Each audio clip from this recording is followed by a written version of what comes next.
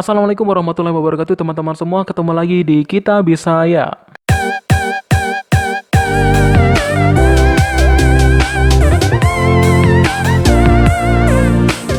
Baik teman-teman semua, ketemu lagi di part 2 ya. Ini masih berkaitan dengan pedagogi guru untuk guru SD dengan materi bahasa Indonesia.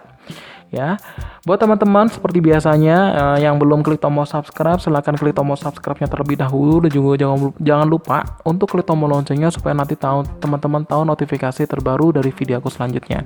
Dan juga jangan lupa untuk klik tombol like dan juga share kepada teman-teman kalian kalau memang video ini bermanfaat. Oke, langsung aja kita masuk ke nomor yang pertama atau nomor 1. Berikut ini adalah kegiatan menulis lanjutan di kelas tinggi, kecuali apa? A. Menulis tentang berbagai topik. B. Menulis pengumuman. C. Menulis pantun. Atau D. Menulis memo. Ya, jawaban adalah yang A ya, menulis tentang berbagai topik. Nah, jadi ini mintanya adalah kecuali ya. Karena ini kelas tinggi ya. Oke, kita lihat pembahasannya. Teknik penulis tingkat tinggi dikelompokkan menjadi 2. Yang pertama adalah menulis cerita dan yang kedua adalah menulis untuk keperluan sehari-hari. Untuk menulis cerita di sini adalah teknik penyusun kalimat yang dibutuhkan. Kemudian ada juga teknik memperkenalkan cerita ya. Jadi ada baca dan tulis, simak dan tulis dan segala macam. Kemudian kalau menulis untuk keperluan sehari-hari, berarti dia itu harus bisa diajarkan untuk menulis surat, menulis pengumuman, mengisi formulir, menulis surat undangan, membuat iklan, menyusun daftar riwayat hidup, gitu ya. Nah kemudian ada juga model nih. Nanti mungkin di soal selanjutnya nanti ada keterangan ya. Jadi model menulis cerita atau cerpen di kelas tingkat tinggi yang pertama adalah dengan cara menceritakan gambar, melanjutkan cerita lain, menceritakan mimpi, menceritakan pengalaman, dan juga menceritakan cita-cita. Jadi di part yang pertama kemarin ada tentang mendeskripsikan cerita, itu bukan masuk ini ya. Jadi tidak masuk ke model menulis cerita ya. Oke, langsung aja nomor selanjutnya nomor 2. Model menulis cerita cerpen di kelas tinggi yaitu kecuali apa? Nah, tadi nih udah saya kasih tahu jawabannya tadi. Maka dari itu ya. Oke, jawabannya yang mana nih? Yang model menulis cerita kecuali ya. A. Menceritakan mimpi, menceritakan pengalaman, menceritakan cita-cita, atau D. Menceritakan kata. Nah, ini teman-teman harusnya bisa jawab ya. Ya, jawabannya adalah yang D ya, menceritakan kata. Karena tidak ada itu ya di sini ya. Jadi ada menceritakan gambar, menceritakan cerita lain, mimpi, menceritakan pengalaman, dan juga menceritakan cita-cita. Tidak ada menceritakan kata. Oke, lanjut ya. Nomor 3. Perencanaan pengajaran meliputi hal-hal berikut kecuali apa? A. Tujuan apa yang hendak dicapai. B. Memilih bahan ajar. C. Proses belajar mengajar. Dan D. Alat penilaian. Ini maaf ya, kurang R ya. Bahan ajar. Ya, silakan dijawab. Ya, jawabannya adalah yang C ya, proses belajar mengajar. Karena ini mintanya adalah perencanaan ya. Sekarang kita simak pembahasannya. Jadi perencanaan yang baik itu harus meliputi apa? Yang pertama adalah tujuan. Kemudian memilih bahan ajar yang baik itu apa? Atau memilih bahan ajar yang sesuai itu apa? Kemudian memilih metode pembelajaran ya. Kemudian alat penilaiannya harus disiapkan juga gitu ya. Baik tes atau non tes. Oke, lanjut nomor 4. Tahap mengumpulkan informasi tentang keadaan objek evaluasi siswa dengan menggunakan teknik tes atau non-tes disebut tahapan apa? A. Tahap tindak lanjut. B. Tahap persiapan. C. Tahap pelaksanaan. Atau D. Tahap pengolahan hasil.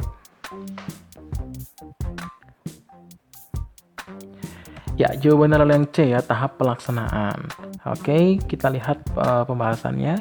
Dalam tahap evaluasi pembelajaran, yang pertama adalah tahap persiapan. Tahap persiapan adalah tahap untuk menentukan objek evaluasi yang akan dievaluasi menggunakan metode apa nih, teknik tes atau non-tes. Kemudian kalau yang kedua adalah tahap pelaksanaan. Di sini adalah tahap mengumpulkan informasi tentang objek evaluasi, baik menggunakan teknik tes maupun non-tes juga. Kemudian tahap pengolahan hasil nih. Jadi tahap pengolahan hasil dari tes atau maupun non-tes yang maksudnya menjadi gimana ini, kalimatnya salah nih ya, untuk ditindaklanjuti hasilnya. Ini kata-kata menjadi ini salah nih ya, dicoret aja. Kemudian yang keempat adalah tahap tindak lanjut evaluasi. Nah di sini tuh tahap ini biasanya tindak lanjut hasil evaluasi ini berupa remedial dan juga pengayaan. Oke, bisa dipahami ya. Oke, lanjut nomor 5. Membaca yang mengutamakan isi bacaan sebagai ungkapan pikiran, perasaan, dan juga kehendak penulis. Bila hanya ingin mengetahui isinya, membaca cerdas bersifat lugas. Akan tetapi bila maksudnya untuk memahami dan memiliki isi bacaan, maka tergolong ke dalam membaca jenis apa? A. Membaca cerdas atau membaca dalam hati. B. Membaca bahasa. C. Membaca teknis. Atau D. Membaca bebas. Ya, jawabannya adalah yang A ya, membaca cerdas atau membaca dalam hati. Mari kita simak pembahasannya. Jadi di sini adalah jenis-jenis membaca. Yang pertama adalah membaca bahasa. Maksudnya adalah membaca yang mengutamakan bahasa bacaan. Ya, di sini mementingkan segi bahasa bacaan. Hal-hal ini yang perlu diperhatikan dalam membaca bahasa adalah kesesuaian pikir dengan bahasa, kemudian pembendaharaan bahasa yang meliputi kosakata, struktur kalimat, dan juga ejaan. Kemudian kalau membaca cerdas, nah ini ya, membaca yang mengutamakan isi bacaan sebagai ungkapan pikiran, perasaan, dan juga kehendak penulis ya. Jadi tadi jawabannya yang ini ya, membaca cerdas atau membaca dalam hati. Kemudian kalau membaca teknis itu adalah membaca dengan mengarahkan bacaan secara wajar. Wajar maksudnya adalah sesuai dengan ucapan, tekanan, dan juga intonasi, itu membaca teknis. Jadi untuk memperbaiki ya. Kemudian yang selanjutnya adalah membaca emosional. Membaca emosional itu adalah membaca sebagai sarana untuk memasuki perasaan, yaitu keindahan isi dan juga keindahan bahasanya. Kemudian kalau membaca bebas, itu berarti membaca sesuatu atas kehendak sendiri tanpa adanya unsur paksaan dari luar ya. Oke, lanjut ya. Nomor 6 selanjutnya. Membaca jenis ini biasanya dilakukan seseorang membaca demi kesenangan, membaca bacaan ringan yang mendatangkan kesenangan, kegembiraan sebagai pengisi waktu senggang. Berdasarkan karakteristik di atas, kegiatan tersebut termasuk dalam membaca jenis apa? A. Membaca survei, B. Membaca sekilas, C. Membaca dangkal, atau D. Membaca nyaring. Ya, jawabannya adalah yang C ya, membaca dangkal. Baik, kita simak pembahasannya. Jadi ada namanya membaca survei. Di sini adalah kegiatan membaca untuk mengetahui secara sekilas terhadap bahan bacaan yang dibaca lebih mendalam ya. Jadi di sini termasuk membaca ekstensif. Kemudian kalau yang kedua adalah membaca sekilas. Membaca sekilas itu adalah maksudnya atau membaca cepat ya. Jadi kegiatan membaca dengan mengandalkan kecepatan gerak mata ya, dengan melihat dan juga memperhatikan bahan tertulis yang dibacanya, dengan tujuan untuk mendapatkan informasi secara cepat. Nah, biasanya kalau membaca sekilas ini itu biasanya untuk membaca topik-topik tertentu, bisa jadi koran gitu ya, atau mungkin iklan-iklan gitu ya, iklan di koran gitu ya. Kemudian membaca dangkal atau superficial reading itu artinya adalah tujuan untuk memperoleh pemahaman yang dangkal, yang bersifat luaran, yang tidak mendalam dari suatu bacaan. Ya, di sini tuh membaca bacaan ringan yang mendatangkan kesenangan, kegembiraan, dan juga pengisi waktu senggang gitu ya. Jadi namanya membaca dangkal. Oke, lanjut nomor 7 ya. Berikut ini adalah tujuan umum dalam aktivitas membaca, kecuali, ingat ya, tujuan umum ya. A. Membaca untuk memperoleh perincian-perincian atau fakta-fakta. B. Membaca untuk mengetahui ukuran atau susunan organisasi cerita. C. Membaca untuk menyimpulkan atau membaca inferensi. Atau yang D. Membaca untuk memperoleh kekurangan atau suatu buku. Ya, jawabannya adalah yang D ya, membaca untuk memperoleh kekurangan suatu buku. Nah, sekarang kita simak nih tujuan umum dari membaca itu apa sih? Tadi kan mintanya kecuali ya. Oke, jadi tujuan membaca yang pertama adalah untuk memperoleh perincian atau fakta-fakta. Kemudian yang kedua adalah untuk memperoleh ide-ide utama. Kemudian adalah untuk mengetahui ukuran atau susunan organisasi cerita ya. Kemudian untuk menyimpulkan dan juga membaca inferensi. Kemudian mengelompokkan juga mengklasifikasikan. Kemudian menilai atau mengevaluasi. Kemudian juga untuk membandingkan atau mempertentangkan, seperti itu. Bisa dipahami ya? Oke, lanjut nomor 8. Sehubungan dengan pelaksanaan studi tour ke Bandung, maka diberitahukan kepada seluruh siswa kelas 6 SDN Mande 1 untuk berkumpul pada pukul 19.00 WIB. Dimohon dengan tepat waktu. Jangan lupa bawa semua perlengkapan seperti kamera untuk mendokumentasikan kegiatan dan alat tulis, serta pakaian untuk keperluan. Berikut ini isi dari pengumuman di atas, kecuali, ingat ya. A. Pengumuman dibuat untuk siswa SDN Mande 1. B. Peserta study tour berkumpul pada pukul 19.00 WIB. Atau C. Salah satu perlengkapan yang harus dibawa adalah kamera. Atau D. Tujuan study tour tersebut ke Bandung.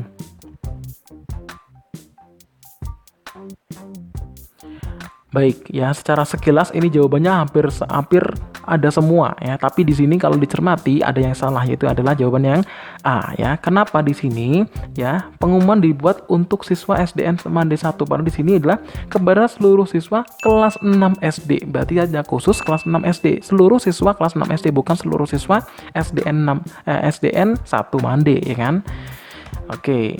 Ini pembahasannya ya. Jadi kenapa pada soal itu salah? Karena pengumuman dibuat untuk siswa kelas 6 SDN Mande 1, bukan kepada seluruh siswa, seperti itu.